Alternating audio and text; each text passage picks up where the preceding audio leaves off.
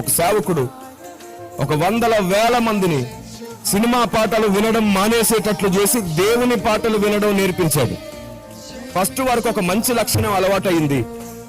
Cinema పాటల కంటే దేవుని పాటలు కూడా ఏమాత్రం తగ్గవు, మనం దేవుని పాటల్లో కూడా అలాంటి ఆనందాన్ని వెతకొచ్చు అనేటువంటి ఒక డైవర్షన్ అయితే వారికి వచ్చింది.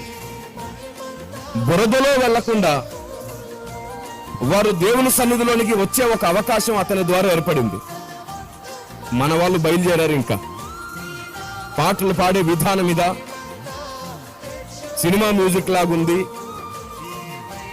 అలా ఉంది, ఇలా ఉంది అని చెప్పి తీర్పులు తీర్చేవారు బయలుదేరారు.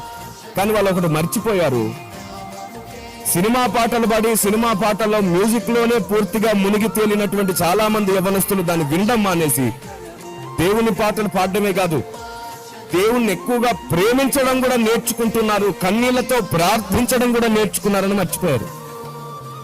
పైకి కనబడుతున్న పొరపాటును మాత్రమే టార్గెట్ చేశారు, కానీ లోలోన జరుగుతున్నటువంటి ఫలితాన్ని చూడలేకపోయారు.